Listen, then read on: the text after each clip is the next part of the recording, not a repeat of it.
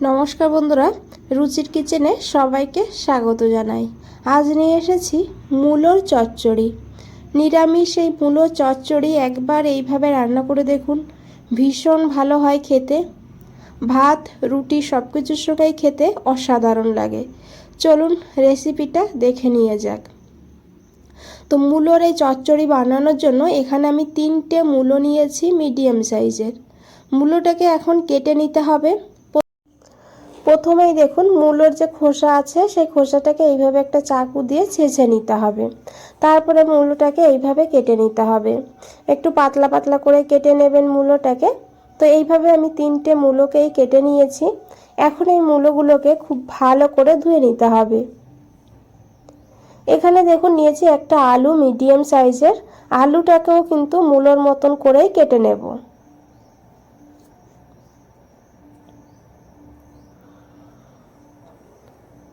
তো দেখুন বন্ধুরা, আলুটাকেও কেটে নিয়েছি। এখন আলুটাকেও খুব ভালো করে ধুয়ে নিতে হবে। এদিকে দেখুন একটা কড়াই বসিয়ে দিয়েছি। কড়াইটা গরম হয়ে গেলে দিয়ে দিতে হবে 1 মুঠ মুগের ডাল। খুব বেশি ডাল নেবেন না, 3টে মূলোর জন্য এখানে আমি 1 মুঠ মুগের ডাল নিয়েছি।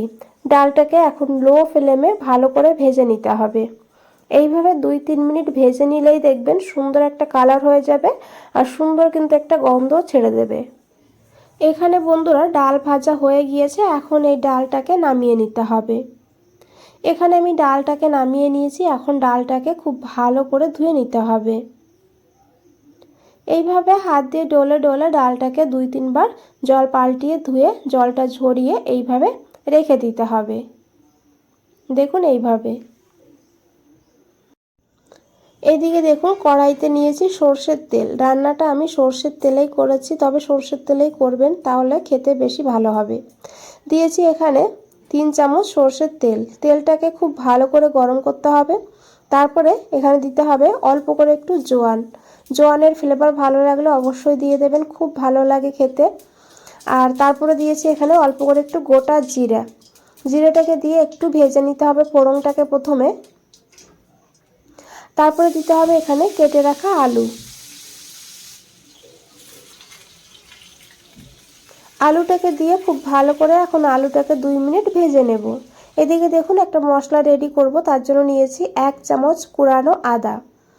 আদাটাকে বেটেও নিতে পারেন, তবে কুড়িয়ে নিলে স্বাদটা বেশি ভালো হবে। তারপরে দিয়েছি এখানে 1/2 চামচ ধনিয়ার গুঁড়ো, 1/2 চামচ দিয়েছি জিরের গুঁড়ো, 1/2 চামচ কাশ্মীরি লঙ্কার গুঁড়ো। এতে কিন্তু কালারটা ভালো হবে, ঝাল হবে না। দিয়েছি 1/2 চামচের একটু কম হলুদের গুঁড়ো। এখন দিয়ে দিতে হবে এখানে একটু জল। জলটা দিয়ে খুব ভালো করে মশলাটাকে মিশিয়ে নিতে হবে। মিশিয়ে মশলাটাকে এইভাবে সাইডে রেখে দিতে হবে। এদিকে দেখুন বন্ধুরা, আলুটাও ভাজা হয়ে গিয়েছে। এইভাবে আলুটাকে 2 মিনিট ভেজে নিতে হবে। তারপরে এখানে দিয়ে দিতে হবে কেটে রাখা মূলো। মূলোটাকেও 2 মিনিট এইভাবে আলুর সঙ্গে ভেজে নিতে হবে। খুবই সাধারণ সিম্পল রেসিপি, তবে খেতে কিন্তু অসাধারণ হয়। একবার হলেও বানিয়ে দেখবেন এইভাবে, তারপরে আমাকে কমেন্টে জানাবেন। তো দেখুন এখানে মূলোটাও ভাজা হয়ে গিয়েছে।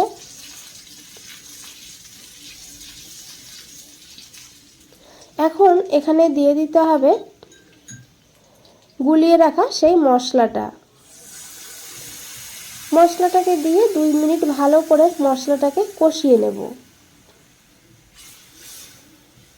বন্ধুরা, রেসিপিটা ভালো লাগলে অবশ্যই একটা লাইক করে দেবেন, চ্যানেলটাকে সাবস্ক্রাইব করে পাশে থাকবেন। তো দেখুন মশলা থেকে তেল ছাড়তে শুরু করে দিয়েছে। এইভাবে কিন্তু মশলাটাকে খুব ভালো করে কষিয়ে নিতে হবে।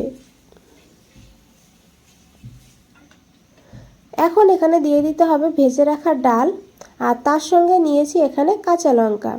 3টে কাঁচা লঙ্কা নিয়েছি, তবে ঝাল আপনারা আপনাদের প্রয়োজন মতন নিয়ে নেবেন।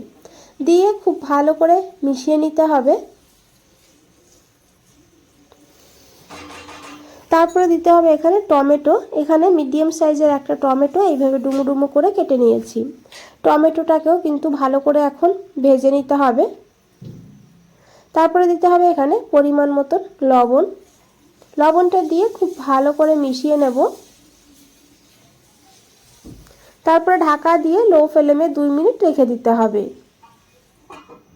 2 মিনিট পর বন্ধুরা ফিরে এসেছি। তো এখন একবার খুব ভালো করে মিশিয়ে নিতে হবে। এখন এখানে দিয়ে দিতে হবে বেশ খানিকটা ধনেপাতা। ধনেপাতা এই সময় দিলে ধনেপাতার ফ্লেভারটা কিন্তু ভীষণ ভালো হয় এই রেসিপিতে। তো ধনেপাতাটাকে দিয়ে খুব ভালো করে মিশিয়ে নিতে হবে। তারপরে দিতে হবে এখানে 1 বাটি গরম জল। ডাল, মূলো, আলু ভালোভাবে সিদ্ধ হয়ে যাবে, এইভাবে জলটা দিতে হবে।